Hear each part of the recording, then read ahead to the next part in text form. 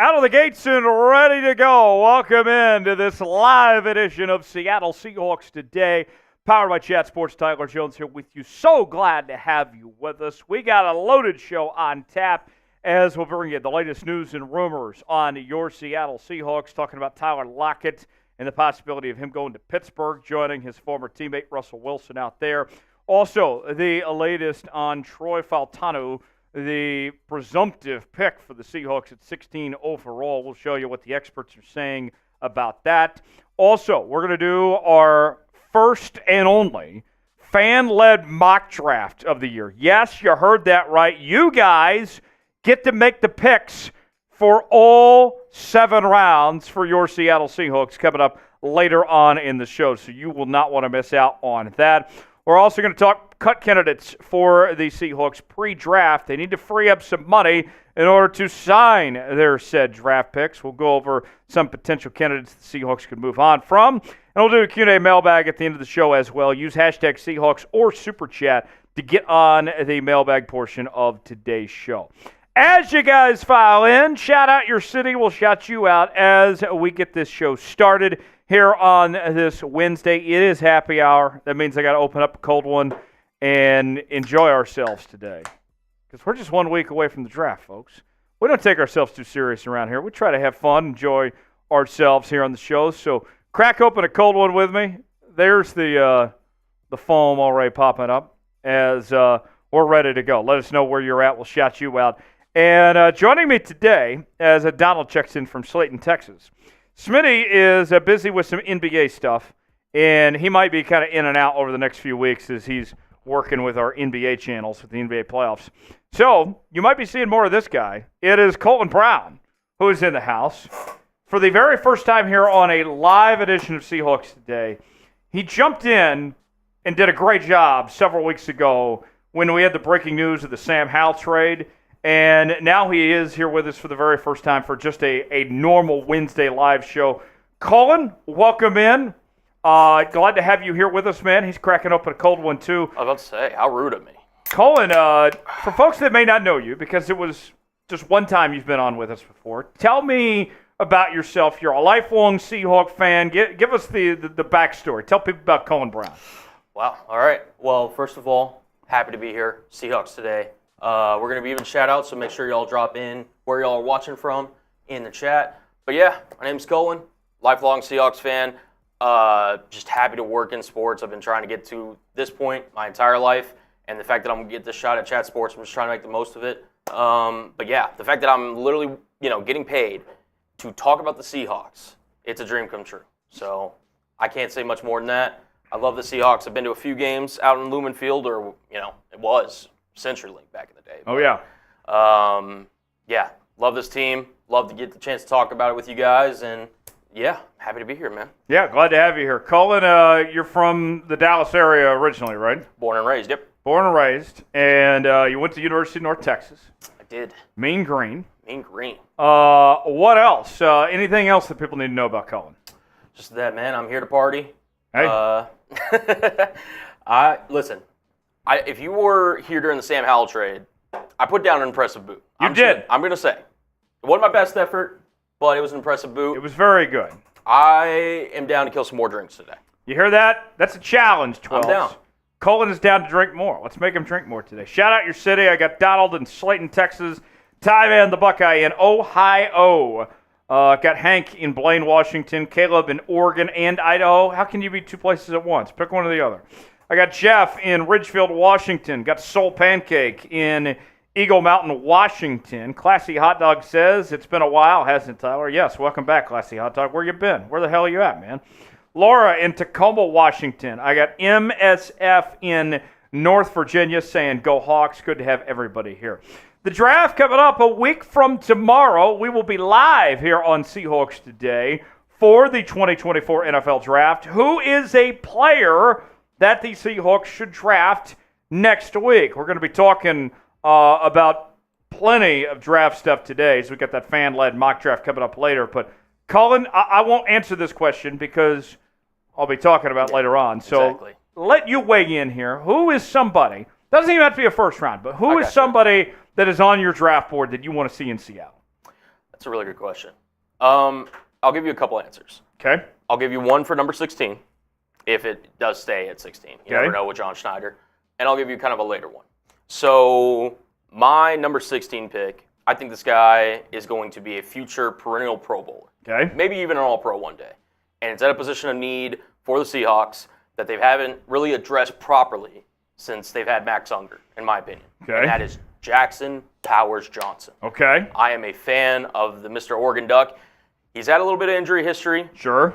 But he's clear to me the best center in this draft class. I personally would not hate it at all if Seattle went Jackson Powers Johnson in the first round. I think he is an absolute stud. I like all of his intangibles. I like the fact that he could, run block, pass block, has great PFF grades. I think he's going to be a future stud. Well, the thing about Jackson Powers Johnson is, for me, he's been graded out similar to Creed Humphrey and to Tyler Linderbaum.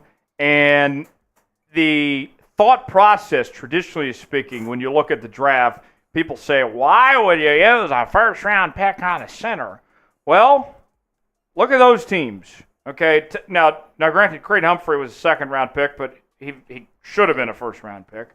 Tyler Linderbaum, one of the best centers in football. The Ravens are not regretting at all using a first-round pick on Tyler Linderbaum. If you have the right guy, if you feel like that Jackson Powers Johnson is going to be a starting center for 10-plus years, I would have no problem with using a first-round pick on him. You have to know you're right about it, but don't think just because it's at the center position that they're not worthy of that first-round pick. Absolutely.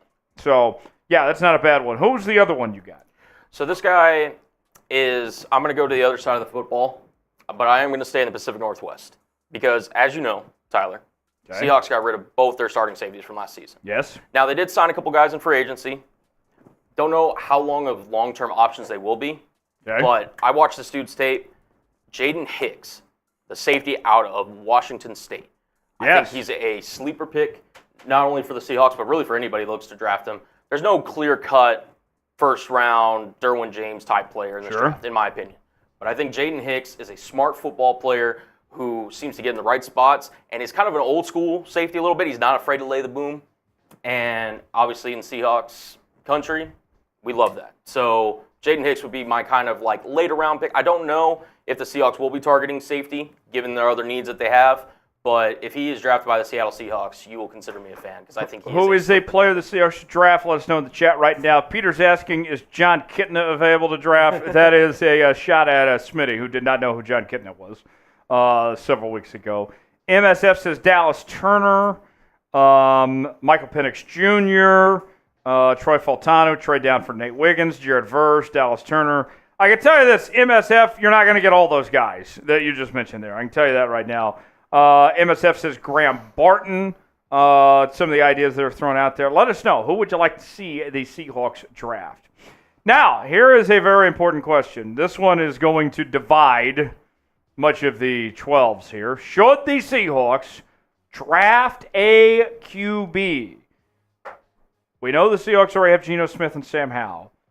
Should they bring in another quarterback? Colin, you don't have to have more than two quarterbacks on an active roster. So it's not like that they have to do this. But should they do this? Colin, if it's up to you, should the Seahawks draft a quarterback? Well, the important thing is should and would are two different things here. Right, and this is should. Should. I believe they should draft a QB.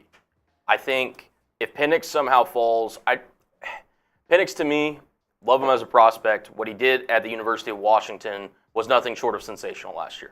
How his draft stock has fallen post college football playoff is one of the things that is kind of head-scratching to me. I still think he has a clear NFL-style arm, and he's going to be a key distributor at the next level that I think could really thrive with receivers like DK Metcalf, Jackson Smith and Jigba, Kenneth Walker out of the backfield.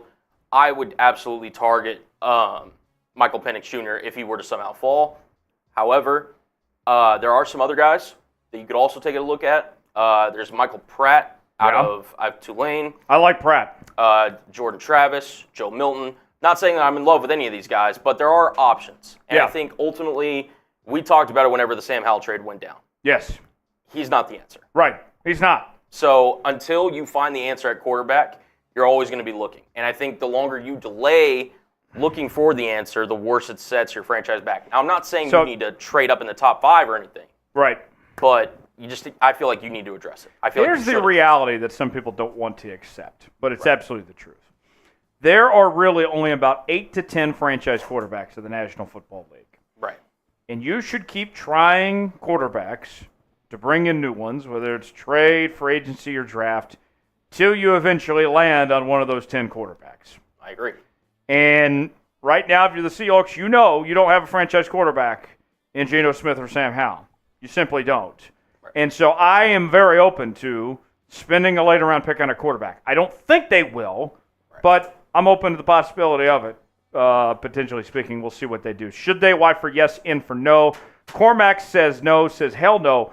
Cormac also said, absolutely wild take. Sorry, Tyler, that ain't happening. What wild take are we talking about here? You ain't seen nothing yet. There has not been a wild take said on this show just yet. Nothing yet. There might be later, though. Jonathan says no. Cormac says shouldn't. The best Valdez says later in the draft. Blunt Clutch says Geno for the win. Laura says yes. Jeff says yes. Valdez says 6th round. Peter says Tyler's a big fan of Spencer Rattler. How dare you? How dare you? How dare you? I cannot stand Spencer Rattler. I have watched more Spencer Rattler than anybody watching this stream, and it's not even close. Okay? I know Spencer Rattler more than Spencer Rattler's own father knows him. Okay? I watched him in Oklahoma. I watched him in South Carolina. You guys know I grew up an Oklahoma fan. Spencer Rattler lost the job to Caleb Williams. He folded under pressure. He was supposed to be the number 1 quarterback coming out of high school. Didn't live up to his potential. Was supposed to be the number 1 overall pick a few years ago. He faltered. He failed. And then he didn't deal with adversity well when he lost his job at Oklahoma. Trashed the program, goes to South Carolina, played okay, but didn't play that great, if we're going to be honest with you. So, no, I'm out on Spencer Rattler. Absolutely not. Under no circumstance would I want Spencer Rattler on my team. Bam. How about that? All right. Now, one of the things we do on game days here, it's kind of a rallying cry of sorts to get the 12s fired up and everybody on the same page, is spam it S in the chat. This is our way of acting as if we're in Lumen Field and to let our voices be heard. So it also helps out the algorithm, too, to make sure more people are here with us to see what we're doing here on Seahawks Today. So here's what I want to do. I want everybody to spam S in the chat over this next minute. And while the S's are going in the chat, Colin is going to shout out everybody that's spamming S, and I want to see as many as we can and see who's going to be the early favorite to be MVP on today's show. So without further ado, let's get the S's going in the chat. Colin's going to shout out all the S's out, and let's give this a whirl. Let's get this thing going. Here we go. 5, 4, 3, 2, 1, go. All right. I got Valdez. I got Pancake. I got Sosa, Evan, Wayne, Solar, Jeff, Valdez, Wayne, Sosa. Again, a lot of the same names. We got to get new people in here. Everybody chime in the comment section. Keep going. Keep going. Faster, Fish, faster. Sosa, Valdez, Jeff, Sosa, Michael, Valdez, Pancake, Thrilla. We got Sosa, Michael, Thrilla, Much, Sosa, Jeff, Thrilla, Sosa, the best Valdez, Pancake, Michael, Jeff, Wayne, Thrilla, Wayne, Solar, Sosa, Pancake, Valdez, Jeff. We got a lot of the same names. 30 seconds gone by. Keep going. Let's go. Faster. Laura, Manny, Jeff, Wayne, Solar, Jeff, Manny, Valdez, Pancake. Got a lot of Pancake. Formal, Jeff. We got Valdez, Wayne, Michael, Manny, Old Fish. 10 Wayne, seconds. Manny, Finish strong. Solar, Pancake, Valdez, Wayne. Got a lot of Waynes. Michael, Thrilla, Sosa, Jeff, the best Valdez, Manny, Thrilla, Sosa, Wayne, Valdez, stuff. Jeff. Let's get it. Nice work, everybody. Chat rate skyrocketed from there. Colin, who's the early favorite for MVP? Who do you think got there the most? I definitely saw a couple. Let me pull up the name. Well, that's real specific. The best Valdez was easily in there. And then, where is it? Solar, Pancake. Those are the two that stuck out the most to me. So those are the two I saw the most. There was definitely a lot of names in there, but those definitely popped out to me, at least. Okay. Very good. Very good stuff. We are at 20 likes right now. I got 51 people watching. I need to get to 30 to start today's show. I need 10 more likes. When we get 10 more likes, get to 30, I'll take a nice chug of this Miller Lite, a fine Pilsner beer, as they say. We will. Donald says, did you see my question, Tyler? Donald, we're not in a mailbag yet. We'll get to it when we get to it. Like the video to start the show. I need 10 more likes. We'll take a nice beer chug when we get there as well. Need 9 more, and we'll get this show started. I'm going to put it in the chat right now. Make sure you all like the video, and we'll get this show on the road here on this Wednesday afternoon on this live edition of Seahawks Day. 4 more away from starting the show. Here's the Super Chat menu. If you would like to contribute and support the work we're doing, bringing you free Seahawks content here on Seahawks Today, here's what you can do. First-time Super Chatters, you get the Seahawks chant. $5 Super Chat, we'll sing the old Macdonald song. $10 Super Chat, we'll take a shot. We'll go to the Patron Zone. I got it all right here for you. $10 Super Chat, get your name added to the Seahawks Today Football Hall of Fame, if I can find the football. There it is. Almost lost it. Let's see. There it is. There's the football. 2 more likes to start the show, by the way. We'll add your name to the football with a $20 Super Chat. $50 Super Chat will do a beer bong. Here's the beer bongs in all its glory right here, the Merbonga, if you will. And then the deal of the day today. Been a while since we've done the Seahawks sauce, since we got sauced with the Seahawks sauce. Here it is, the grenade. As you can see, it kind of just blends in with the green screen, but you get the idea. We'll get out the grenade, get out the Seahawks sauce, get sauce with the Seahawks sauce, if collectively we reach $200 in Super Chats today. So, can we make it happen? We shall see.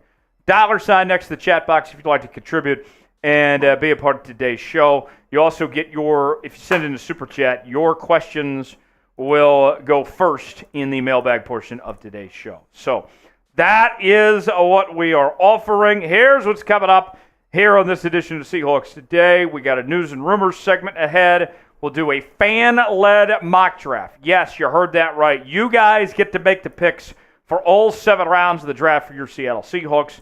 We'll do cut candidates pre-draft who could be on their way out to make room for the rookies. And then we'll do a live Q&A mailbag as well using hashtag Seahawks or Super Chatting to get on the mailbag portion of the show. By the way, for that fan-led mock draft, if you guys end up Super Chatting, then you get priority on making the picks. So you can buy picks straight up here on today's show. So get your wallets ready. You got a chance to decide the Seahawks' future coming up later. All right, here we go. Without further ado, let's get started with this live edition of Seahawks Today. News and rumors coming up next.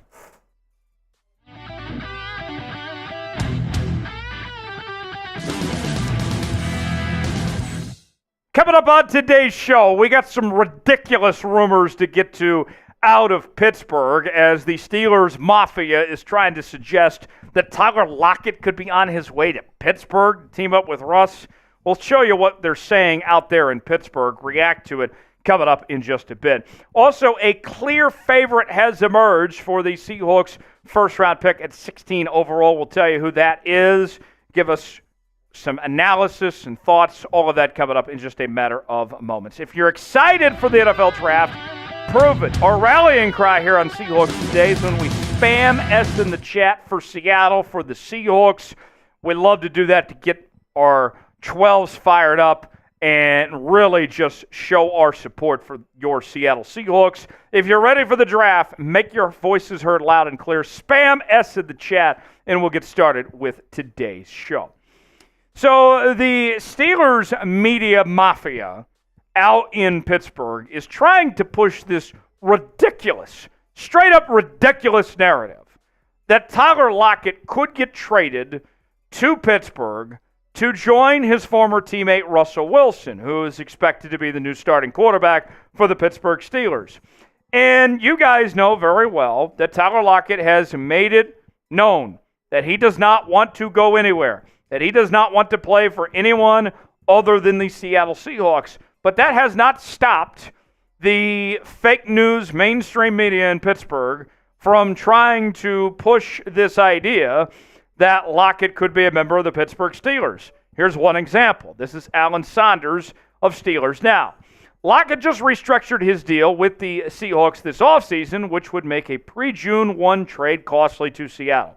If they traded Lockett now, that would incur a $27.8 million dead cap hit and cost the Seahawks an additional $8.9 million cap space on top of what is slated to cost.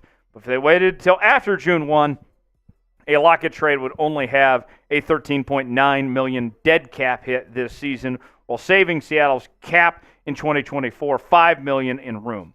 To the Steelers, Lockett would be a bargain with just $4.67 million in guaranteed salary and $340,000 in roster bonuses. Let me be very, very clear. Tyler Lockett is not getting traded. He isn't going anywhere, and he damn well isn't going to the Pittsburgh Steelers. I would be sick to my stomach if I saw Tyler Lockett not just leave Seattle and play for somebody else, but play for the damn Pittsburgh Steelers. We're still not over Super Bowl 40 over here, okay? Let alone the idea of him joining Russell Wilson, who betrayed the Seattle Seahawks as is many years ago, and letting them do their thing in Pittsburgh. No, absolutely not. Hell no. This ain't happening, and we're not letting the Steelers media, mafia, fake news, drive-by media try to push this narrative and think that they're going to get away with it and turn this thing into happening. It's simply not happening. Lockett restructured his contract to a 2-year, $29.66 million deal. He turns 32 years old during this upcoming season, and he is coming off a down year. There's no secret that Tyler Lockett is not what he was a couple years ago. There's no denying that. That he is on the back end of his prime, sure. And JSN is going to take an increased role, and he could be the team's number 2 receiver next year. But that doesn't mean that Tyler Lockett still doesn't bring value to this Seahawks team. Last year, he was still solid. 79 catches, nearly 900 yards, 5 touchdowns last year. I will gladly keep Tyler Lockett on my team, and I'm not letting him go away to the Pittsburgh Steelers and taking on that big cap hit. Not only does it not make sense from a football standpoint, it doesn't make any sense from a financial standpoint either, and you're not going to get much from Tyler Lockett in a trade, maybe at best a 5th-round pick. Should the Seahawks trade Tyler Lockett to the Steelers? I'm giving you 2 options here. You can either type N for no, or you can type HN for hell no. What do you guys think? Pin comment today, N for no, HN for hell no. Let us know what you think. Today's show is sponsored by Prize Picks. Prize Picks, the place to go for daily fantasy made easy. Here's how it works. Choose 2 or more players on any given category. Get the choice of more or less, whether you're talking rebounds in basketball, goals in hockey, home runs in baseball. Maybe you want to look ahead to the start of the NFL season. And I got one for you. DK Metcalf. DK. Touchdowns all day. He rules. I got DK having more than 1,025.5 receiving yards this season. I got Lamar Jackson having more than 3,600.5 passing yards. If both those hit and we put $20 down, we're making $60 on Prize Picks. Play along with me. PrizePicks.com/CLNS. Promo code CLNS for a $100 deposit match on your first entry. The link is in the comments and description of today's video. Play along on Prize Picks with us today. You'll be glad you did. All right, let's shift gears now, talk draft. There are at least 7 mock drafts from the experts that we know of that are all predicting that the Seattle Seahawks will select Washington offensive guard Troy Fautanu with the number 16 overall pick. Here are some of the examples out there. ESPN's recent mock draft with Mel Kiper and Phil Yates, CBS Sports, Peter Traeger with NFL Media, USA Today, another from NFL Media, another from CBS Sports, even Nick Wright, who tends to get things wrong a lot, which is pretty ironic with his last name. Even he thinks that the Seahawks are going to go this direction here. Now, with that said, there's a lot of different things the Seahawks could do when it comes to the 16th overall pick. we've heard the rumblings about, okay, if they go offensive line, is it Fautanu or is it Jackson Powers-Johnson? Do they go potential edge rusher like, let's say, a Jared Verse? Does Dallas Turner fall to them? What about Brock Bowers? Does he potentially fall at 16? All sorts of possibilities out there. But at the end of the day, if the Seahawks are smart and go ahead with Fautanu, then it makes a ton of sense that they go forward with this. And I like it personally for the Seahawks to go this route, to go with Troy Fautanu as far as that goes. Now, one idea that is being brought about is exactly what the Seahawks need. And Phil Yates mentioned this possibility of Byron Murphy recently. This would be the contrarian idea. If it's not Troy Fautanu, what's the next best option? Phil Yates brought this up a while back, said Seattle needs to hammer the interior of the defensive line at some point early in the draft, and Murphy is the best defensive tackle in the class. He is explosive as a pass rusher, and he plays with power, torque, leverage, and in the running game. So, I am of the belief that it is likely to be one of the two, Troy Fautanu or Byron Murphy. If you had to put a gun to my head right now, it would be one of those two. Let's ask you about Fautanu, though. Should the Seahawks draft Troy Fautanu? Type D for draft, P for pass. Way in the comment section, let us know what you think. Folks, we are getting close to 52,000 subscribers here on Seahawks Today. We are just under 600 away from reaching that next milestone. We'll be live next week for the NFL Draft right here on the channel. Me and Smitty, we're going to have a great time on Thursday night. We will see you then for the latest happenings in your favorite team all off-season long, including right here in the lead-up to the draft. You got to subscribe to the channel.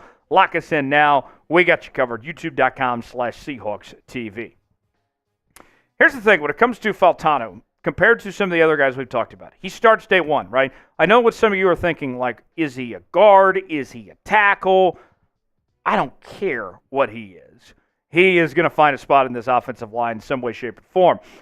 You got Charles Cross at your left tackle spot, but that seems to be the only guarantee at this point. If he plays guard, he'll certainly compete with Tomlinson and Bradford. He would take one of their jobs. There's also a possibility that we don't know about Abraham Lucas's future. How much is that knee going to hold up? Could he start at right tackle and move Abraham Lucas to a guard spot? Do you move on from Abraham Lucas potentially? No matter what, Troy is going to be a starter for this Seahawks team if they do opt to go ahead and choose him there with their pick. We mentioned first team All Pac-12 selection. Pac-12 Offensive Lineman of the Year. Mel Kiper's got him as the number one offensive guard in this year's draft.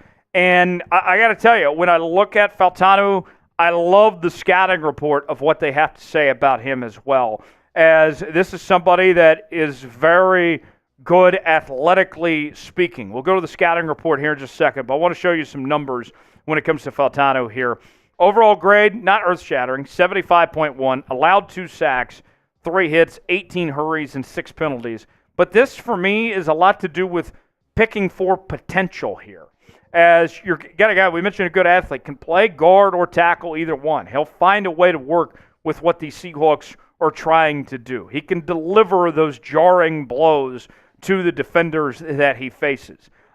He's agile. He's quick and pass pro. He does what he needs to do. He maximizes his length. Size matters, folks. He is inconsistent with his set points at times. But overall, the question I think then becomes, is this the sexy pick that the Seahawks could be making? No. I mean, it's not the elite franchise quarterback. It's not the star receiver, okay? But I think you can be satisfied with this pick and feel like, all right, we got this taken care of. It was a big need. Now where do we go from here and take that next step? I can be okay with that. Now, let's ask you, who's a player the Seahawks should draft?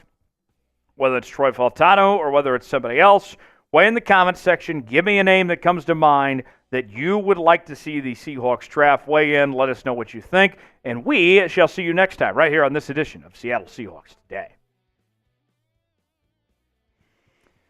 All right, so I felt like I explained the Tyler Lockett situation of the propaganda coming from the Steelers media.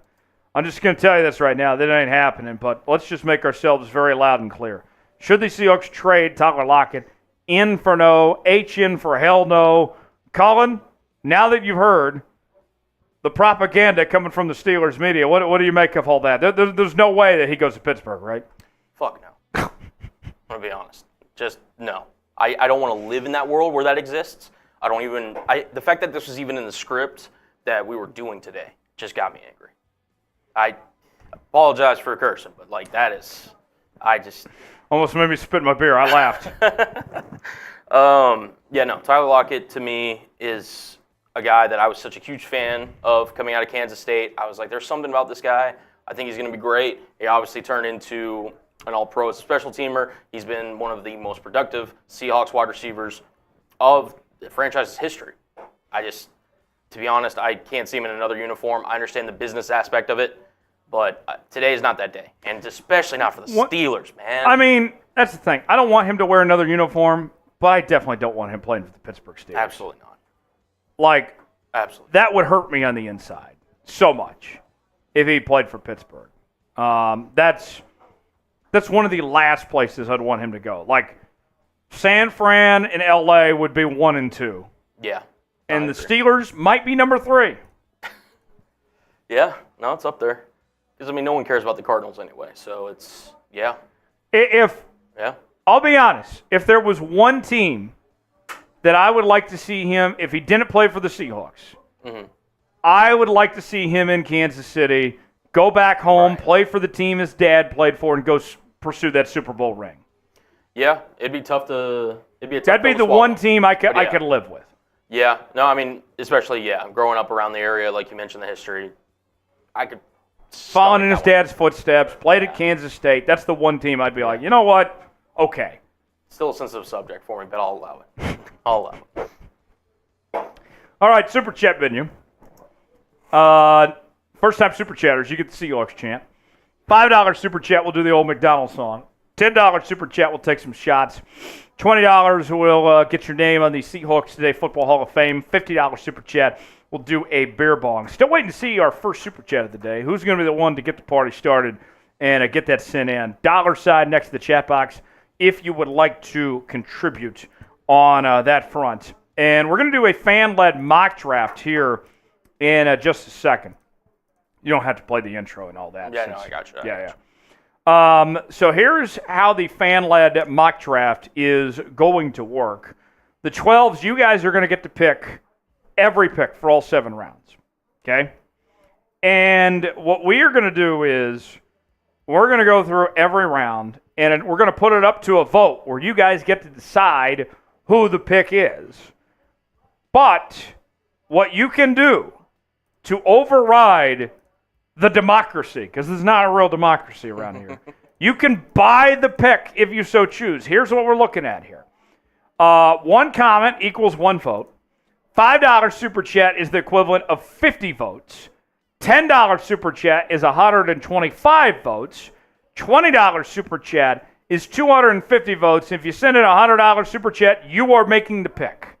So that's how that will work for all 7 picks here coming up in just a bit.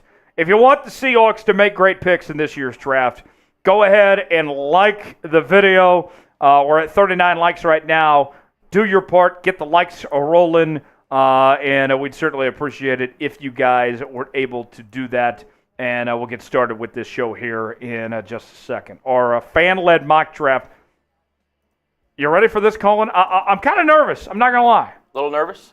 I'm a little nervous about this fan-led mock draft. I'm excited. We've already gone through that since it's not a cut. Just go to the want to make a great picks weigh in. Okay. Or I through that.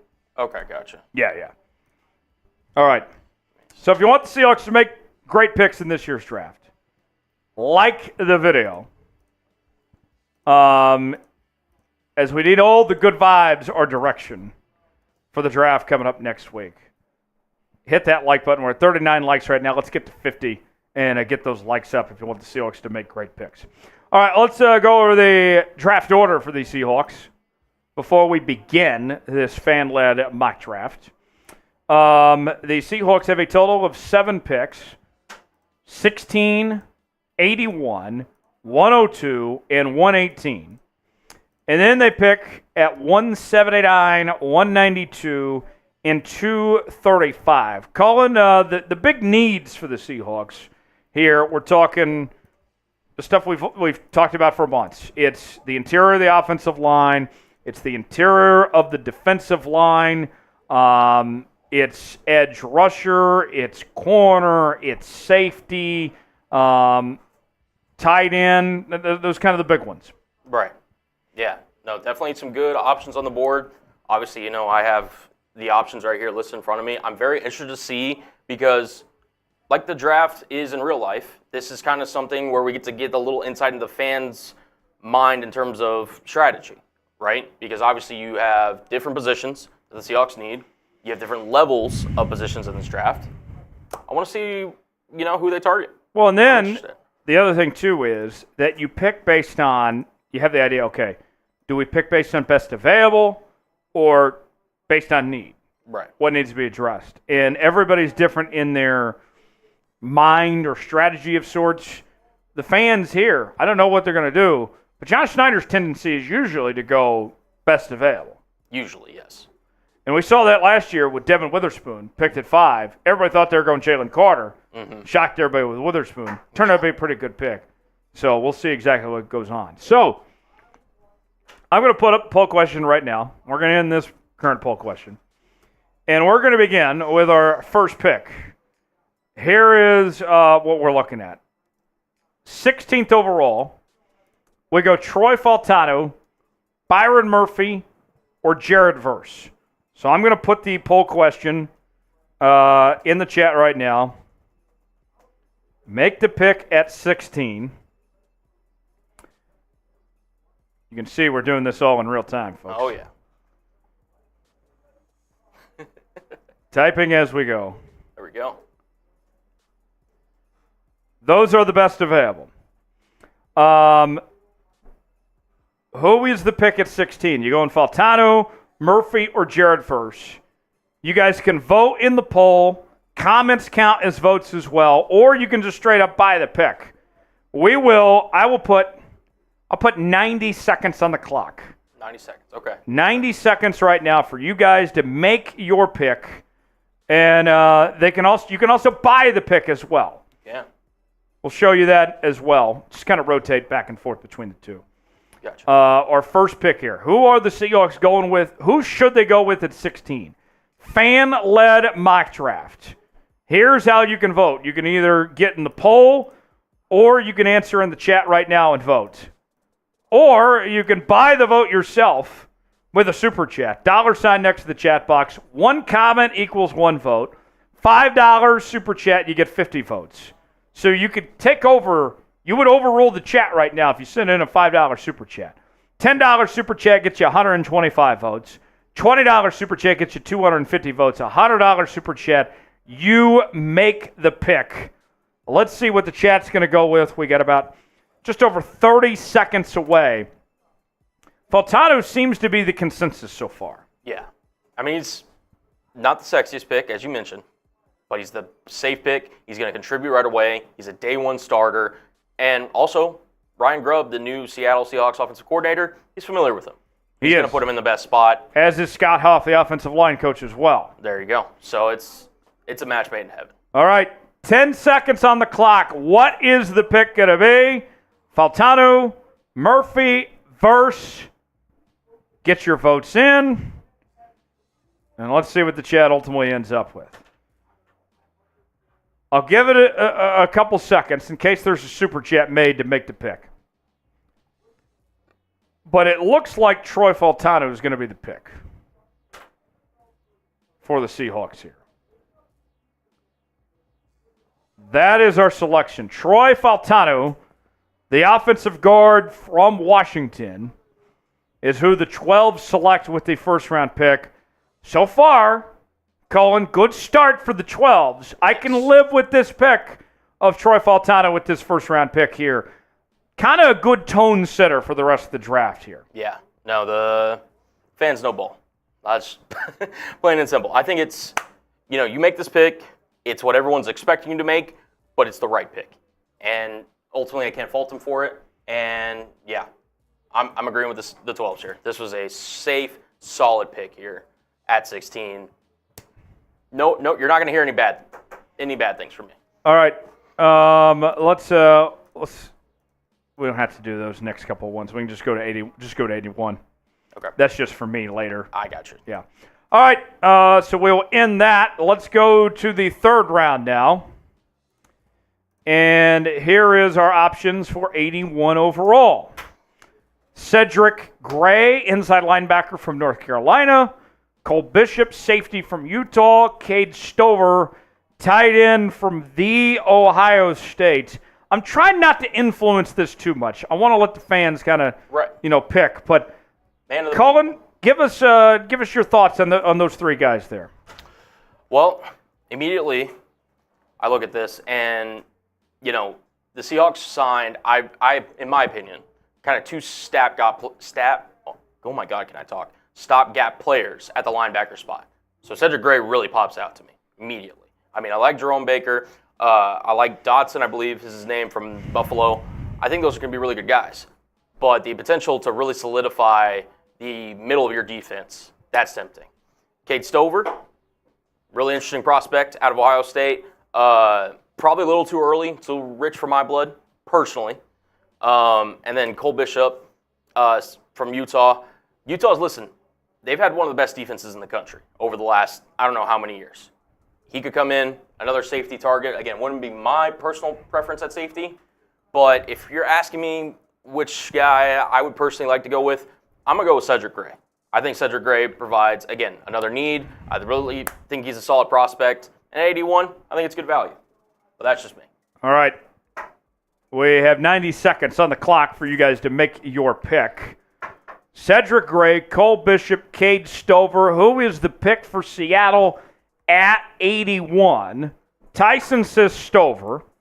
Yeah. Akram says Gray. Richard says Cole Bishop. Pretty split. JLC says Gray. What do you guys think? You can also buy the pick as well by super chatting. We'll pull that up here on your screen. $sign next to the chat box. You can overrule the chat if you send in a super chat, and you can make the pick. And it doesn't have to be one of those three and the best available either if you want to send in a super chat and buy the pick.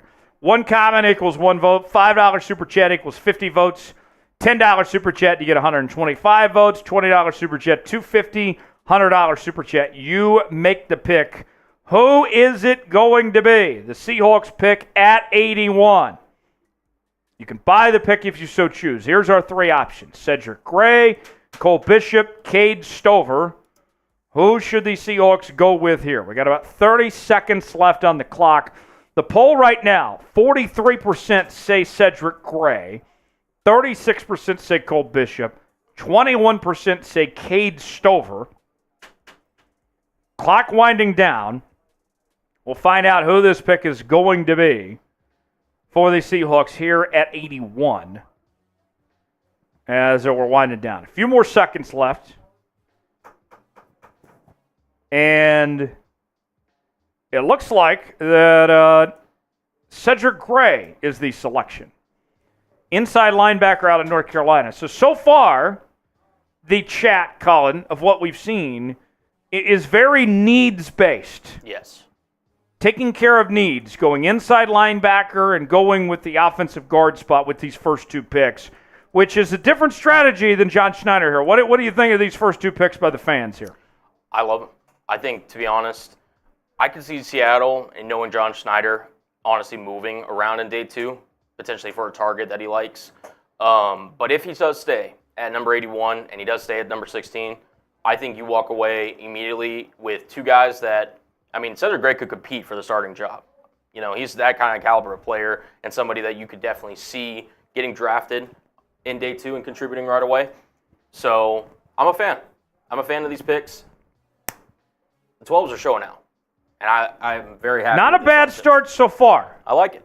I really do. I'll be honest, I kind of went in with low expectations after you all picked Stetson Bennett in last year's draft. Much to my chagrin. But let's move ahead now to pick 102.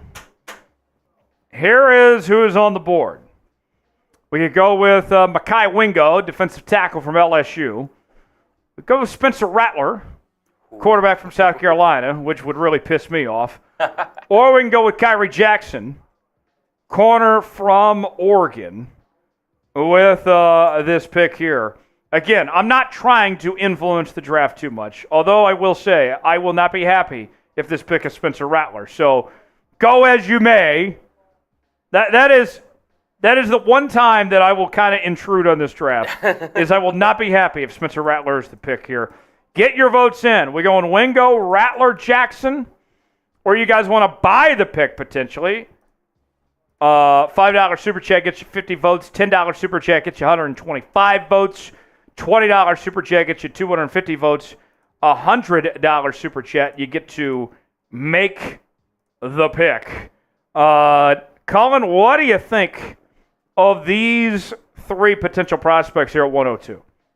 Well, I think you kind of touched it with Spencer Rattler already. I mean, he's, for whatever talent you want to say that he has, I don't want him anywhere near the Seahawks. I just don't, personally. I think there are plenty of other guys that you could target round 3, round 4, round 5 that I'd rather have in my locker room other than Spencer Rattler. So I'm going to pass there. Kyrie Jackson is a very interesting prospect out of Oregon. To me personally, though, I mean, I understand Reek Woolen had his ups and downs last year. You have Devin Witherspoon. You have Trey Brown. You can never have too many guys in the secondary, but I feel like for the Seahawks, that's kind of an area of almost a lot of low-key depth that they do have. I think they have guys that can come in there and contribute. Artie Burns also is another guy that, they love in their rotation. So, if the fans are going need, I think it just makes the most sense to go Mekhi Wingo out of LSU. Solidifies the interior of that defensive line. They've really tried with multiple different guys, Al Woods, Jaron Reed, really to try to, bring the inside of that defensive line together. And realistically, Jaron Reed has maybe one more year left. Yeah, like you got to prepare for the future at some point. And I think Mekhi Wingo is a very solid prospect here at 102. And yeah, that would be my pick personally. That would if you're asking me out of these three guys. All right. I like Mekhi Wingo. 90 seconds on the clock. Get your votes in. You can also buy the pick as well. $ next to the chat box. I'm kind of surprised nobody's bought a pick yet. And if you buy a pick, you don't have to choose one of these best three available here. It's true. You can pick somebody else if you so choose. $ next to the chat box if you want to buy the pick. Otherwise, you can vote in our poll. And so far, Mekhi Wingo's leading. About 30 seconds gone by. About a minute to go with this pick. Here's our picks so far. We went with Fautanu at 16. Cedric Gray at 81. And now let's see what we do at 102. Will be Wingo, Rattler, or Jackson with this selection. About a minute gone by. We got about 30 seconds left to get your votes in on this poll question.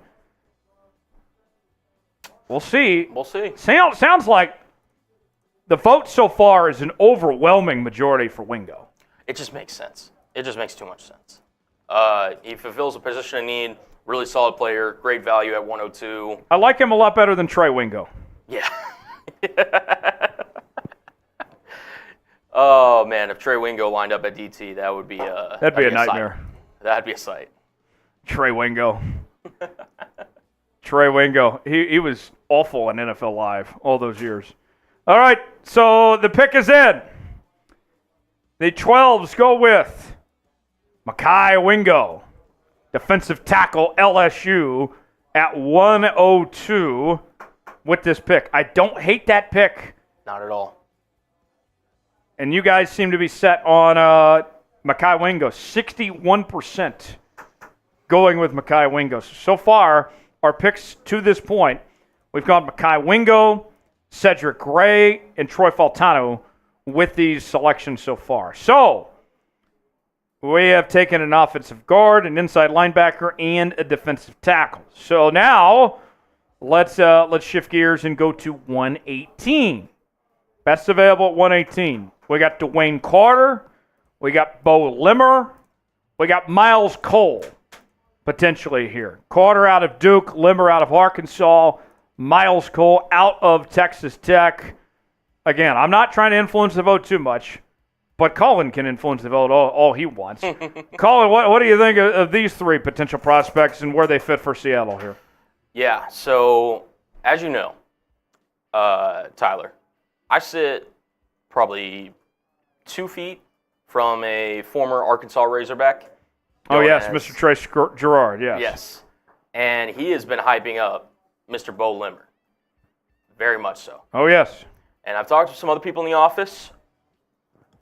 I'm not going to lie, I wouldn't be upset if Seattle came out with Mr. Limmer here at center. He is a guy that's really rugged. He's a mean run blocker. He's got some more technical stuff that he needs to work in. May not be the best in pass protection, but he'd be a guy that I think with Seattle's current depth chart could compete. Maybe in training camp give a little bit of a push for that center one position. But and the jury's still out on Olu Oluwatimi, by the way. Former, he's still got Remington, yes. Yeah, he's still got a lot to prove. Yes. And Troy Fautanu might even play tackle at the next level. So don't let that pick discourage you from potentially taking Bo Limmer. You could have a situation where Olu, Fautanu, Bradford, all those guys rotate and get significant playing time. 100%. Yeah, so it's definitely still up in the air. Limmer would definitely provide, I think, a positive impact to that room. I mean, obviously, we just took a defensive tackle, with our previous pick. So Dwayne Carter, could be a great potential option if we hadn't gone that route with Mekhi Wingo. And then Miles Cole out of Texas Tech could be a solid option. I mean, Seattle's been really trying to solidify edge for, it feels like, forever. So that could be a potential option. But for me, I'd go Bo Limmer. But if you guys want to get in and make your voices heard no matter what, here's some super chats. 1 comment equals 1 vote. $5, 50 votes. $10, 125 votes. $20, 250 votes. And if you send in $100, you're making the pick. It's all no up question to you. about it. Yeah, $sign next to the chat box. You can buy the vote yourself, and you can buy a player that's not even mentioned on the board right now if you so choose. Those are the 3 players right now. Clock is running. The overwhelming majority of the chat right now is saying Bo Limmer. They know ball. They know ball. Good Lord. We'll let the clock go about another 20 seconds to get your votes in. Bo Limmer out of Arkansas. Woo! Pig! Zoe! I think it's the pick, man. I think it's just the the pick. Bo Limmer going to Seattle at 118, the center and offensive guard out of Arkansas. And the Seahawks double up on the offensive line, the biggest position of need for Seattle in this year's draft. That might be one of the biggest understatements of the year. Yes. Let's pull it up here. Here we go. So Bo Limmer going to Seattle at 118. That's the pick out of Arkansas. So far, we got Troy Fautanu at number 16. Yep. We got Cedric Gray at 81. Mekhi Wingo at 102. Bo Limmer at 118. Colin, I'm feeling pretty good about this draft. The 12s are actually doing shockingly well of finding good players and taking care of needs at the same time. I mean, give them more credit. I mean, this is the best fan base in the NFL now. Come on. Oh, man. I'm still holding against this fan base for making me take Stetson Bennett last year. I was not here for that. Maybe I could have swayed them. But, yeah. Based on what I've seen so far, these guys know ball. So far, so good. We're going to get to 179 now. Let me put it in the chat as we speak. At 179, we have DeAndre Price, corner from Mississippi State. We have Evan Williams, the best name in this draft. Better than cheap liquor. Safety out of Oregon. And then we have Tip Ryman, the tight end out of Illinois as well, as a potential option here for the Seahawks. All 3 positions of need for Seattle here, and all 3 good players. What do we think here? I'll be honest, I can't hate any of these 3 picks. No. I think Riemann could be definitely a complimentary tight end to Noah Fant. You clearly wouldn't have him as your tight end 1, but he could fulfill a role for you. Seattle's known with getting, in previous regimes, their tight end 2, tight end 3 involved, even more so than their tight end 1. So that could be an interesting option. And then you got 2 secondary pieces where I'm kind of torn because DeAndre Price out of Ole Miss, I think he's a really solid player. I think I'd go with Evan Williams, man. I'm not even a big Oregon Ducks guy, but like I've been advocating for their players, and I think Evan Williams is a guy that, if nothing else, could be a really good special teams player. Came from that really great Oregon team whose defense obliterated many a team in the Pac-12 last year. I'd probably lean Evan Williams because I think safety's a slightly bigger need than cornerback, and again, 12's like addressing their needs.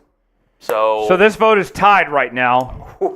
We might need a super chat. Somebody send in a super chat to break the tie. Essentially, whoever sends in the first super chat is going to be the one that makes the pick here because we got a tie in the poll right now. 90 seconds on the clock. This is our closest vote yet. Closest vote yet. $ next to the chat box. Who wants to make the pick right now? $ next to the chat box. You can make the pick. DeAndre Price, corner from Mississippi. Evan Williams, safety from Oregon. Or Tip Riemann, the tight end from Illinois, with this selection. It's going to be a tough one. This is close. This vote is tight. I'm not going to lie. This is the hardest so far draft pick that we've had to make. So I'm very interested to see who wins. Yeah, somebody's going to need to send in a super chat to break the tie. Send it. Who's going to be the first one? I mean, you send in a $2 super chat, put your vote in. That's going to be enough. Who's going to get this party started, man? Who is going to be the one? Is it going to be Wayne? Is it going to be Spencer? Is it going to be Tyson? Who is going to be the one to break the tie and get this vote in? Because it is neck and neck. It's a 3-way tie right now between Price, Williams, and Riemann. Who is going to be the one? Wayne says we need a dance-off. See, Wayne, we're not making the pick. It's you guys' pick. Yeah. This is not Colin and I's pick here. This is a fan-led mock draft. It's up to you guys to make the pick. This is a purely 12s fan-led mock draft. We do enough of our own mock drafts. This is up to you guys. All right. So clock has run out, and we are at a 3-way tie. It's incredibly close. So, here's what we're going to do. Either somebody can send in a super chat and break the tie, or spam as quick as you can the initial. Oh, here we go. The tie's been broken. We have a super chat. Buying 50 votes. Oh, we got another. Oh, and they're the same vote. Running up the score a bit. Running up the score with back-to-back super chats. We'll throw them both on screen here. JLC says Tip. That's a $5 super chat. That's 50 votes for Tip. And then Caden with a $2 super chat. That's 2 votes. So a 52-point lead now for Tip Riepman all of a sudden. And there's the pick. Tip Riepman breaks the tie. He is headed to the Seahawks, and Seattle gets a tight end. And we're taking care of our needs. We are. Taking care of business every day. Taking care of business every day. Tip Riepman headed to the Seattle Seahawks as the chat breaks the tie. Shout out to the 12s. 12s, I like that pick. I like it. I like it. Someone needed to make the final call. Yeah. And 2 guys rose and to the a plate. super chat battle to get it done. Man, oh man. Nice job, everybody. Very nice job. Very nice job. Chat comes through. So Tip is the pick. We'll throw that on the screen for you. The 12 select. Tip Riemann, the tight end from Illinois at 179 overall. 2 more selections to go. Let's go to 192 now. And this one's going to be very interesting here. We could go running back and go Frank Gore Jr. From Southern Miss. The Seahawks have 3 running backs right now. They need a 4th. We're late enough in the draft. We can take a running back if we want. Yep. We can go inside linebacker, which is still position need. We addressed earlier, but we need more. We do. We can go Jordan McGee out of Temple. Or we can go get ourselves a corner, which we haven't done yet, with DeAndre Prince from Mississippi with this pick, who still ended up being available, even though we didn't get him earlier. He slid and was still around. Still hung around. So still got another chance to get Prince after we passed on him at 179. So will it be redemption for Prince, or will it be one of the other two? We will start the poll question right now. As I'm typing, Colin, your thoughts about this pick at 192. The irony if we drafted Frank Gore Jr.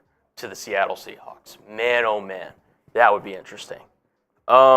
He would be, behind Kenneth Walker, behind Zach Charbonnet, behind Kenny McIntosh.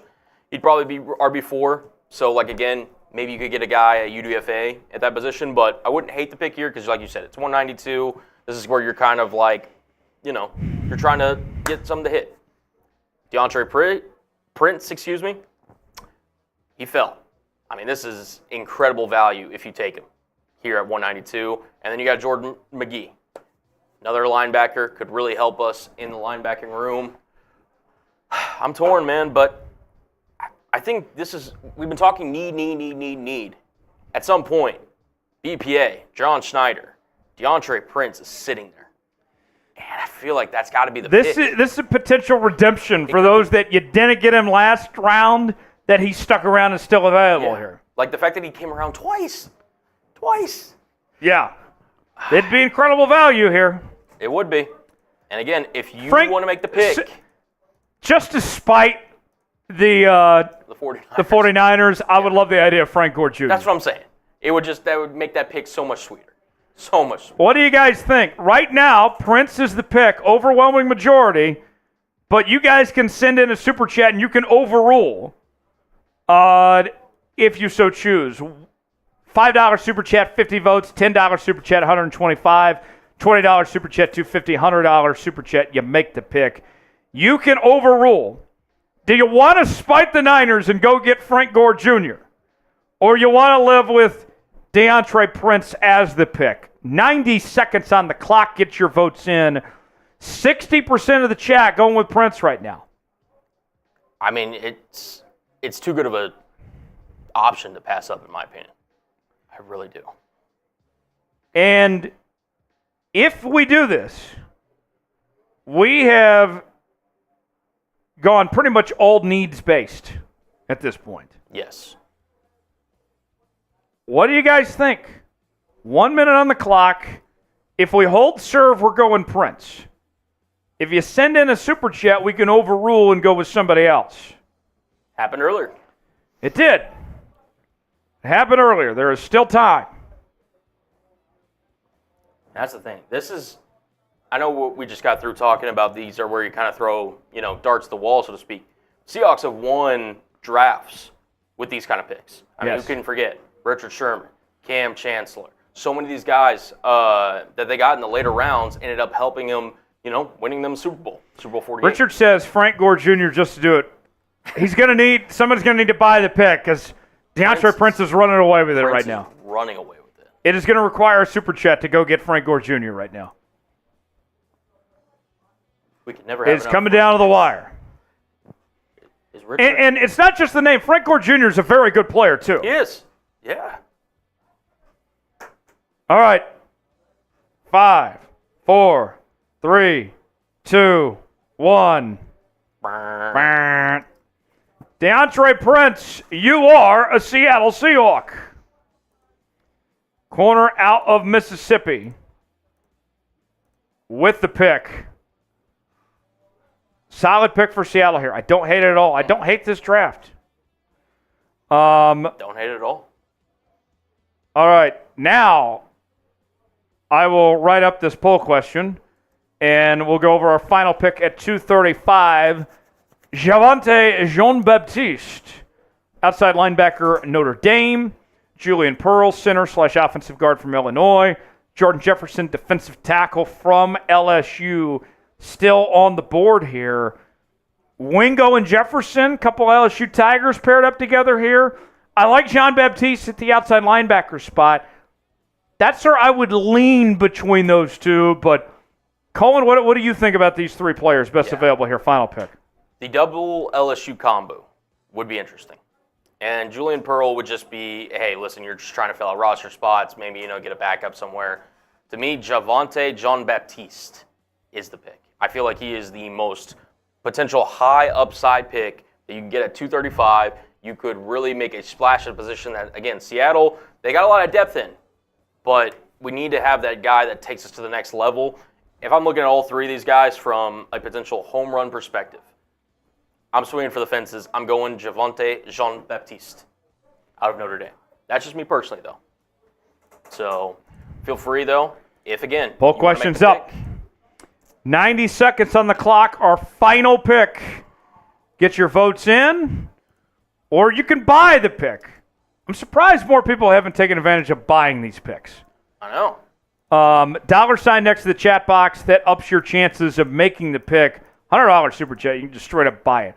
Javonte Jean-Baptiste is the favorite right now at 45% of the vote. I'm very impressed with the 12 so far. I mean, they've been following my logic from pretty much the jump, and I'm loving this draft personally. I could live with this draft. If John Schneider listens to the 12s, who cleared no ball, and this is what they go with, it's fine with me. 45 seconds gone by. Who is going to be the pick? We got a tie right now between Jean-Baptiste and Jefferson. Okay. Making a little comeback. Okay. So we're tied up with 30 seconds gone by. I think it's going to come down to a super chat to decide the pick. If the tie holds up, it's going to have to come down to a super chat. Somebody's going to have to send in a super to break the tie. Yeah. Keep in mind, we also did draft defensive tackle earlier. We did. So are we doubling up, or are we going at another position of need? We got a tie vote right now. We're 90 seconds in. We need a super chat to break the tie. So who wants to break the tie and make the choice? Jean-Baptiste or Jefferson? We can take Pearl off unless, a super chat could break that too. It's true. Yeah, Pearl could steal it at the last minute. Who wants to buy this pick to break this tie right now? I'm putting another minute on the clock. We'll keep the votes going. Yep. We'll see if somebody's going to send in a super chat to break the tie. Jean-Baptiste, Pearl, or Jefferson? With 1 minute remaining. You can buy the pick using the super chat option. $ next to the chat box. $5 super chat equals 50 votes. $10, 125. $20 equals 250. $100 make the pick.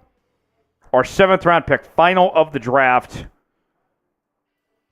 Is somebody going to buy the pick? Jordan Jefferson's jumped out to a bit of a lead. But Jean-Baptiste is not out of it yet. Far from it. 20 seconds to go. Man, oh man. Got a tie again. Somebody want to break this tie? I can't be here all day. I need somebody to break this tie. Oh, there we go. There we go. Mr. Nemesis. Get his super chat thrown out. Sends in a super chat. He breaks the tie. And the pick is in. Mr. Nemesis goes with Baptiste. Javonte Jean-Baptiste, the outside linebacker from Notre Dame, with the final pick of the draft. That was down to the wire. Literally 40% for each of them. The super chat broke the tie from Mr. Nemesis. Oh, wait! And another running up the score. Another one. Oh, my goodness. And it happened to be for Javonte Jean-Baptiste as well. There we go. So we've run up the score for Jean-Baptiste, and that's our final pick. It is. Get that. So there you have it. That is our fan-led mock draft. Well done. Well done, 12s. Give yourselves a round of applause. Give yourselves a round of applause. Colin, we got to clap for that. I know, about to say. That was a very well done mock draft. Nicely done, everybody. Let's show them the mock draft results when we get a second. Yep. You're still putting that together, right? I'm about to put it in. Put up the grade sheet while you're typing that. Gotcha, yep. Grade yourselves, folks. How did you guys do? I think you did great. I'm giving you an A. Grade the fan-led mock draft. A, B, C, D, or F. I'm going to go ahead and just spam those A's in the chat. You guys did a great job. Great job, 12s. I'll be honest, I came in with low expectations after y'all made me draft Stetson Bennett last year. But this was well done. Well done. A's all around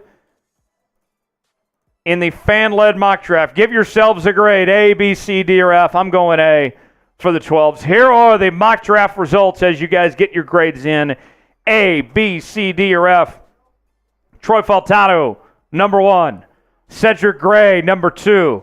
Mekhi Wingo, 3. Bo Limmer, 4. Tip Riemann, 5. DeAndre Prince, 6. Javante Jean-Baptiste, outside linebacker, 7 in the 12s fan-led mock draft. Checking the grades coming in. The best Valdez says A-. Caden says B. You guys made the picks. You're kind of being hard on yourselves here. This was your mock draft that you came up with. A, B, C, D, or F. Colin, I'm going A. What are you giving the chat for their mock draft here? Nothing but an A. I mean, you guys address things that I think Seahawks fans have been clamoring for a draft like that. And if Seattle can do that this coming next week, man, I'm gonna be a happy camper. You guys did a great job. Here is my one critique. Okay. My biggest critique. We did not, in our fan-led mock draft, we did not address the safety position. No, that's true. We did go corner, but we didn't go safety. Yeah, and there was a couple options there. The fans passed on safety a couple different times. But overall, everything else was a need that was addressed. Grade the fan-led mock draft A, B, C, D, or F. Get your votes in. Colin, show it to them one more time before we get to cut candidates. The draft results, get your grades in A, B, C, D, or F. How'd you guys do? I think it was a very good mock draft. The only thing, just no safety was picked. But otherwise, everything else was covered. I found it interesting they did double up on the offensive lineman. Yes. Doubling up in not just offensive linemen, but doubling up on interior offensive linemen. Well, it's been a position of need for the Seattle Seahawks for, like I said, for a minute. And, they brought in Laken Tomlinson recently. Obviously, Nick Harris, they brought in at center. I just think that investing into the interior of this offensive line, winning in the trenches, in our own division, right? The San Francisco 49ers, they at least invest, on the defensive line and have hit on a lot of picks. They invested in Trent Williams. Now we have Charles Cross. The Rams, even with later round picks, they would invest in the offensive line whenever they were going deep. They had Whitworth at left tackle. So, it's a smart strategy in my opinion. I think you win in the trenches. Seattle took care of that. The fans took care of that. Shout out the 12s, man. All right, let's get going. We got cut candidates coming up. And then we will do Q&A mailbag before we get out of here as well. Hashtag Seahawks or Super Chat to get on that Q&A mailbag. But cut candidates, let's break those down.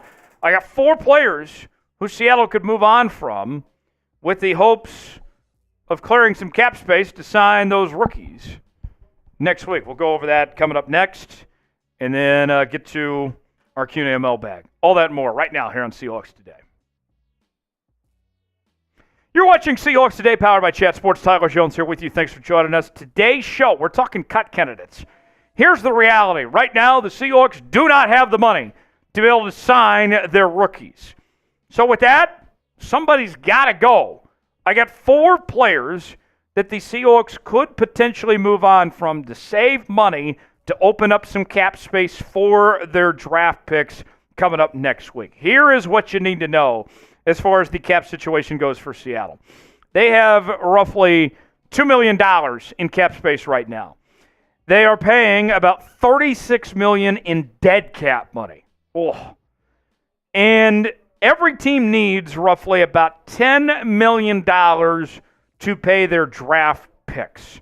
So in Seattle's case, roughly speaking, they need to free up about $8 million to be able to sign their incoming players in the draft next week. So, before we get to our potential cut candidates, want to make sure you are subscribed to Seahawks Today, powered by Chat Sports, for all the best draft news and rumors you need to know as we're talking about mock drafts. We did a fan-led mock draft this week. We're getting you all the news and analysis. We're going to be live for the NFL Draft next week as well. Lock us in. Never miss a moment. The latest happenings in your favorite team all offseason long, leading up to the draft, before, during, and after. It's right here on Seattle Seahawks Today. Join the family now. Subscribe for free. YouTube.com/Seahawks TV. Let's begin with Darrell Taylor at the edge position. Darrell Taylor, he reworked his deal of sorts, but it's no secret that he's probably not going to play a significant role in this Seahawks defense. And everybody knows that when you talk about Darrell Taylor, you're looking at a one-trick pony. Yes, he can get after the quarterback, but he struggles in run defense. He struggles in coverage. There's not a lot he can do. The Seahawks have tried turning him into a full-time starter before, and it simply didn't work. If you cut Darrell Taylor, you're looking at saving $3.116 million against the cap. That's a lot of money that you can be using for those said draft picks. Darrell Taylor, coming off a season where he had 5.5 sacks, 28 tackles, 7 tackles for loss. Darrell Taylor, if you move on from him, honestly, I think he is replaceable, whether it's with guys in the draft, because you're probably going to be looking for more edge rushers anyway, or whether it's production with guys you already have on the roster. I think the Seahawks can live without Darrell Taylor around. What do you guys think? Should the Seahawks cut Darrell Taylor? Y for yes, in for no. Weigh in the comment section. Let us know what you think. Today's show is sponsored by Prize Picks. Prize Picks, the place to go for daily fantasy made easy. Here's how it works. You choose 2 or more players in any given category. Get the choice of more or less, whether you are talking rebounds in basketball, home runs in baseball, goals in hockey. Prize Picks makes it easy. And we're looking ahead to the start of the NFL season on Prize Picks. I got our guy DK. Touchdowns and yardage all day. He rules with over 1,025.5 receiving yards. Also going with Lamar Jackson of the Baltimore Ravens to have more than 3,600.5 passing yards. Let's say we put $20 down and both those hit. We're making $100 on Prize Picks. Play along with me. PrizePicks.com/SailS. Promo code SailS for $100 deposit match on your first entry. The link is in the comments and description of today's video. Download Prize Picks today. You'll be glad you did. Let's talk John Radigan now. Radigan kind of has become irrelevant, if you will, with this Seahawks defense. There's not really a need or a role from John Radigan. I don't expect Radigan to make the 53-man roster to begin with, so you might as well just cut your losses now. And you're looking at saving close to $3 million if you cut John Radigan right now, folks. That is a significant amount of money for a guy that didn't do a whole lot for Seattle in 2023. Just 17 total tackles, no sacks, no tackles for loss. John Radigan, I would be perfectly fine with moving on from. The Seahawks are totally regrouping that linebacker room, what they've done, bringing in Dodson and Baker, and I would expect the Seahawks to also invest in this position in the draft. So for me, I can move on. I can live with John Radigan not being a part of this roster and saving that nearly $3 million there. The next name, this should be no real shock to anyone when we talk cut candidates. Feels like his name comes up almost every time. That is D. Eskridge. D. Eskridge, it has been a disaster, to put it mildly, his time with the Seattle Seahawks. The one thing with D. Eskridge is that he hasn't cost a whole lot, right? This is somebody that has been on a rookie contract. The Seahawks aren't spending a ton of money on, but at this point in time, you need about every dollar you can save, as his cap savings are looking at about $1 million here, 1.025 to be exact, of the money that you could potentially save if you move on from D. Eskridge. He didn't play a whole lot last year. He had the suspension as well. The one silver lining that when it comes to D. Eskridge that I would point to is that in this new kickoff system, the new kickoff rule that's come to the National Football League, there is a bigger emphasis on the kick return than there's been in quite some time. So D. Eskridge might have a potential role there, but I can't trust D. Eskridge. I honestly can't. This might be the time to say, you know what, count your losses and move on and save that $1 million as far as that goes. So, what do you guys think? Should the Seahawks cut D. Eskridge? Type C for cut, K for keep. What do you think? Is it time to move on from D. Eskridge? Let us know in the comments section below.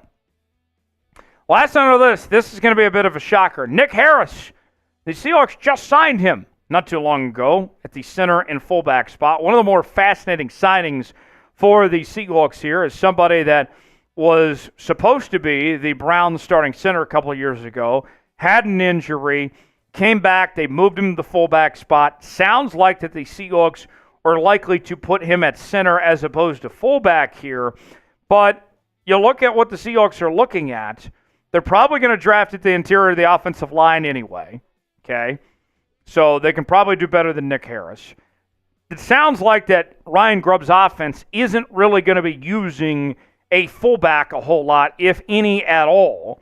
So if you're having second thoughts, if you're looking for extra cash, this just might be it. It sucks, the fact that he just got there, but it's $1.5 million we're looking at, potentially that they could be saving. So Nick Harris, I know it's not ideal. I know you just showed up here, but the Seahawks can do better than Nick Harris.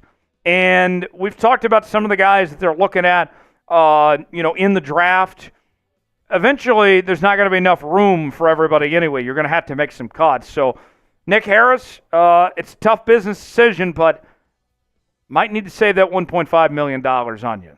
Who is a player the Seahawks should cut? What do you guys think? Who's a name that comes to mind? We've gone over several names already, from Darrell Taylor to John Radigan, D. Eskridge, Nick Harris. Weigh in. Who's a player that you'd like to see the Seahawks cut?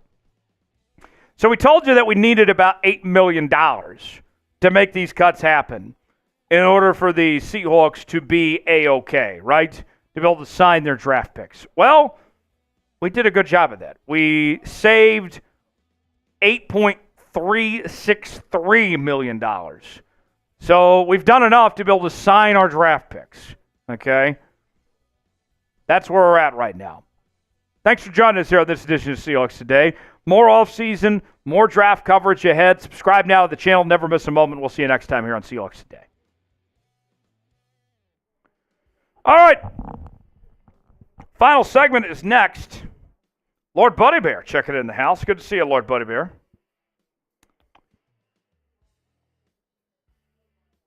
Good to see you, Lord Buddy Bear. Here's the Super Chat menu. I actually met Lord Buddy Bear for the first time last night, actually, believe it or not.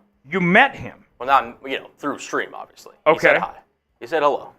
But, yeah, I had heard about Lord Buddy Bear. Tuned in to a stream on Chat Sports last night. Introduced himself. Seems like a nice guy. Happy to see you here in the Seahawks chat, my man. Did you get the full Lord Buddy Bear experience? That's a great question, because I'm not sure exactly what that is, but... Lord Buddy Bear, Colin can put down quite the beer bong. Oh. Lord Buddy Bear, if you want to see it, if you want to introduce yourself to Colin here, we can make that happen. $20 Super Chat, get your name on the Seahawks Today football. $10 with taking shots. $5 do the old Macdonald song. First time Super Chat, you get the Seahawks chant. Up next, it's mailbag time. And, Colin, we could use some questions. Yeah, we could. I'm looking at them, and we need questions. How many? Let's see. I see one from Donald. I see one from Chino. Need to use the hashtag Seahawks. Hashtag Seahawks or Super Chat to get on the mailbag. Our final segment before we wrap up here today. The Boskins checked in the chat. Boskin, you missed out on our fan-led mock draft, my guy. You could have made the pick. You're telling us what we need. You had a chance to make the pick, Boskin. You didn't show up on time. Yeah. We did a fan-led mock draft earlier. I guess you'll have to find out, check the video later to see how the fan-led mock draft results were. I'll say, though, I was pretty impressed with what the chat put together. I was pretty impressed as well. What I'm not impressed with is the lack of questions that we got. And we're about to film a mailbag. I want to hear from you guys. I need questions. Lord Buddy Bear, the Boskin, Seth, Chino. I need about at least 2 questions to start. Yeah. I need 2 more questions, then we'll start this mailbag. Use the hashtag Seahawks as we got right down here. Get your questions in. Hamill says Brock Bowers is overrated. I disagree. I think he's underrated, actually. The fact that he's looking at going 10, he's the best tight end prospect I've seen in years. Yeah, better than I think he's arguably the best player in this draft. He's up there for sure. I like Brock Bowers. I would not say he's overrated, Hamill. But if you want Tyler to maybe give his reason, Yeah, Hamill. on that. Let's debate about it. Yeah. Use hashtag Seahawks. Let's go back and forth.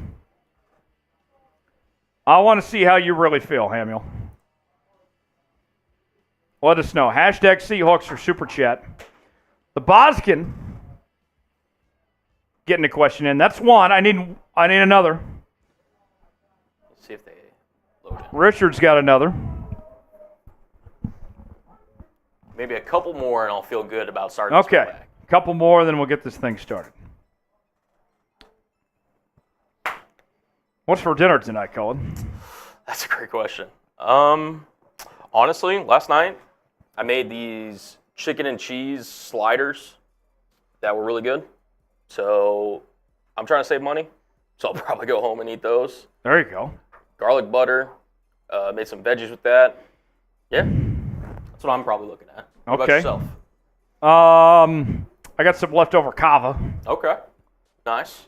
Probably at that. Kaysen, where you been, my guy? You missed out on the fan-led mock draft. Kaysen, where you been? There we go. We got enough questions. Yeah, we do.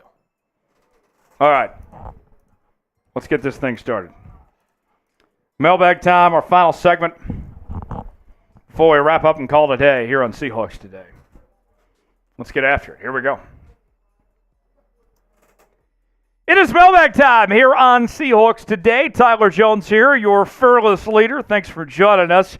You got questions, I got answers. This comes from our Wednesday live show that we do, where people use hashtag Seahawks, they super chat, and we react to their questions in real time. I want to make sure that you have your notifications turned on.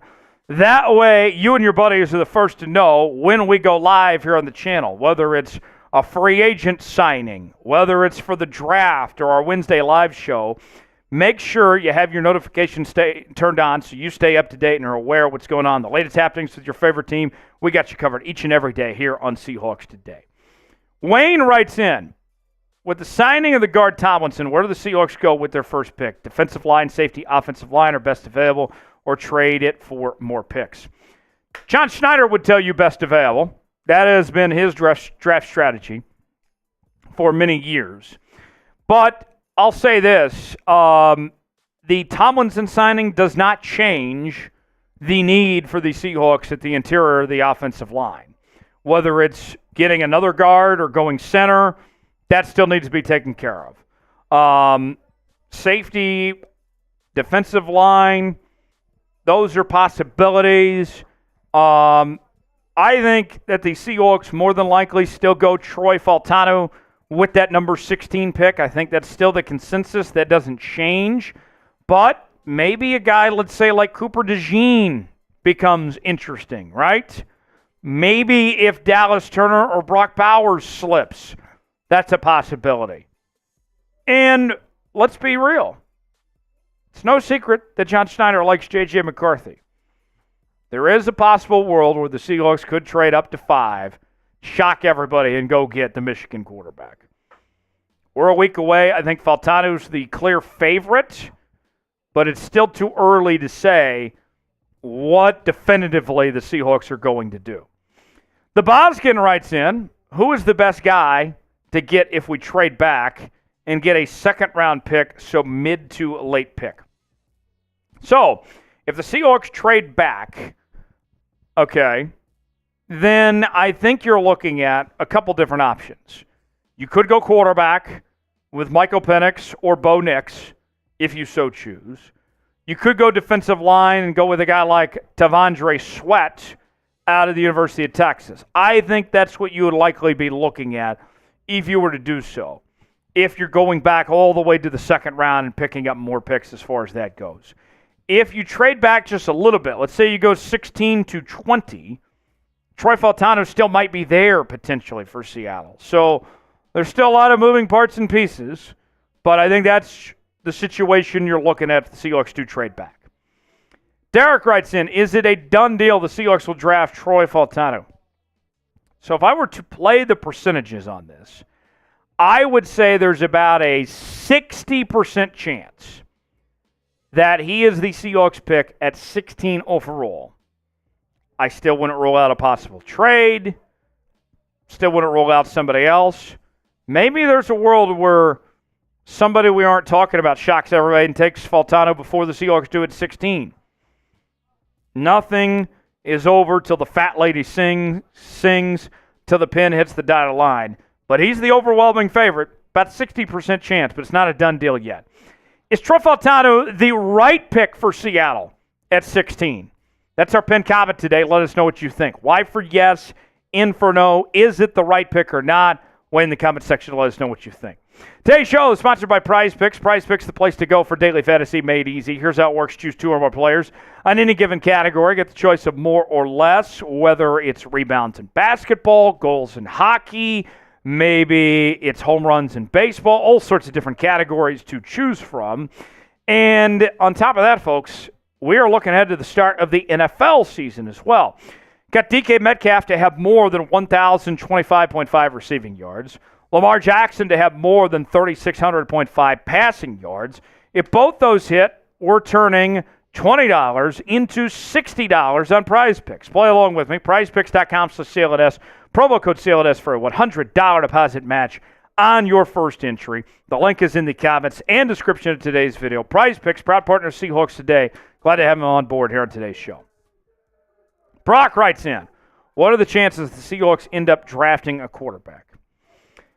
So right now, I would say it's unlikely that the Seahawks draft a quarterback. With having Geno Smith and Sam Howell on the roster, I feel like they've kind of kicked the can down the road when it comes to addressing the quarterback position. It is something they will need to address at some point, as right now they do not have their long-term quarterback of the future. That's a fact. Don't try to tell me that Sam Howell is. Don't even try with me, okay? Let's make that clear. So, you kind of are buying time right now. Now, maybe the Seahawks are in a position where they trade back and they go get Penix or they get Bo Nix. That's certainly possible, but it's not likely, right? And we know that they like J.J. McCarthy, but there's other teams that probably like J.J. a little bit more that'd be more interested in trading up. So I would say it's a slim chance, but not an impossible chance if the Seahawks are going to go take a quarterback. I'll say this, one player to watch that I like as far as late-round quarterbacks. The only guy I like potentially late round, when we talk like third round and beyond, I really like Michael Pratt out of Tulane. He's a bit of a project, but I'm optimistic about his future. So watch out. We'll see. Who's a quarterback the Seahawks should draft? If they're going to draft a quarterback, who should it be? Weigh in the comments section. Give me a name that comes to mind that you would like to see the Seahawks draft in the 2024 NFL Draft next week. Richard writes, how long before we go to the Super Bowl with our new head coach? So here's the timeline I'm looking at here. All right? I think that the way that this team has been handed to Mike Macdonald, it was simply this, right? It was, hey, we didn't meet expectations last year. We had this roster that won 9 games. They underachieved. Pete Carroll's gone because we underachieved, because we didn't do what we were supposed to do. You bring in Mike Macdonald not to rebuild this team, But to take that next step, I think it is a 2-year project for Mike Macdonald to seriously put this team into being a contender, okay? Next year, the expectation should be to be a playoff team. Then the year after that, it should be, let's compete for the division, let's compete for the NFC, let's see if we can go to the Super Bowl. So to me, I'm looking at 2 years. 2 years to find out if this is a true contending team. Go to the playoffs next year. Let's see where they're at the year after. It's a 2-year project ahead for Mike Macdonald. Hamiel writes in, why do people think Brock Bowers is the best in this class? Have you watched college football the last 3 years? He's the best talent I've seen in the tight end position in years, maybe ever. Have you watched Georgia football? Have you seen what he's done to SEC defenses and all the opponents he's faced? The guy can catch. He can run. He can get open. He does it all in the red zone. Did I mention he's a good blocker too? There's not a weakness to his game. I love everything about Brock Bowers. And the fact that he might go 10th or even worse than that just blows my mind. I could make a case that Brock Bowers might be the best player in this draft. I mean, if you don't like Brock Bowers, then I don't know what to tell you. I mean, either you hate Georgia or something, because it's all right there. The smell test, the eye test, the agility test, every type of test he passes. I don't know what you don't like of Brock Bowers. It's all right there in front of you. I like everything about Brock. I'd love to have him in Seattle. If the Seahawks got the opportunity to get him, get him. Last question. Do you think the Seahawks trade back to 32 with the Chiefs and get a second-round pick on top of that and use that 32nd pick on Jackson Powers Johnson? I wouldn't rule it out. I don't think it's impossible. I wouldn't hate it. Depends on what kind of capital they could get in a potential deal. But as I previously stated before, some of y'all out there saying, why would you use a first-round pick on a center? What are we doing wasting our time with a first-round pick on the center? Chiefs used a second-round pick on Creed Humphrey, and they feel pretty good about it. Looking back, they would have gladly used a first-round pick on Creed Humphrey. The Baltimore Ravens used a first-round pick on Tyler Linderbaum. They're feeling pretty good about that as well. If you find the right guy, they can be a center in the first round. That's okay. If you feel like Powers is the right guy, you can take him in the first round if you so choose. I don't hate it at all. Thanks for joining us here on Seahawks Today. Subscribe now for continuing draft coverage. We're going to be live on draft night. We'll see you then. Subscribe now. All right. So before we go and wrap up today's show, is Fautanu the right pick for the Seahawks at 16? We've talked about he's the expected pick, Cullen. But is he the right pick for the Seahawks? Might help if I'm unmuted. I think he's a prospect that ultimately, if he slides into guard, I really like him a lot. Now, our fellow Chat Sports employee, Jack Sperry, he's adamant that he's going to play tackle. And I know you've kind of said it throughout the show and other times before that you're not completely sold on Abraham Lucas.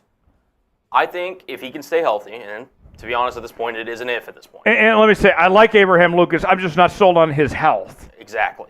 So if you're really having questions about that and it's worth potentially using a first-round pick on that, then that should say everything about his potential injury, his health, and all of that. If he can play guard, I'm sold. But like I said, me personally, Jackson Powers Johnson, he's going to be a guy that's going to be a stud at the next level. I would have no qualms whatsoever with taking him at 16. But if you take Troy Fautanu, I have a funny feeling he's going to be starting at one of the guard spots for Seattle. Yeah. And I think that'd be a good choice. All right, we're going to put a minute on the clock. We get a super chat any amount. We'll stay live, keep the show going. Otherwise, we'll sign off and call it a day. Colin? I'm about to say it, dude. I got this whole dry beer bong here. Colin, great to have you with us, man, today, filling in for Smitty. Won't be the last, I'm sure, we hear from you. Yes. As we mentioned, you're a diehard Seahawk fan. You got a busy draft week. What all you got going next week? So next week I'll be helping out on Broncos. I'll be helping out on Browns, Falcons, hey, if the Seahawks need a guy, I hope I'm at least the first man up. So, Smitty, if you want to call in sick next week, won't hate against you. Yeah, that's Smitty. Yeah, Smitty, don't get me sick like you did last time. Felt absolutely miserable when I got hit with the Smitty disease because he didn't take a PTO day. Don't let that happen again, Smitty. We got Colin to fill in for you. I'm here. Don't let that happen again. All right. We will sign off. Colin, thanks for being here with us, man. Thank you for Thanks to having you, the 12s, for being here with us. Great job on the fan-led mock draft, my friends. For Colin, I'm Tyler Jones. Have a great night. We will see you all next time.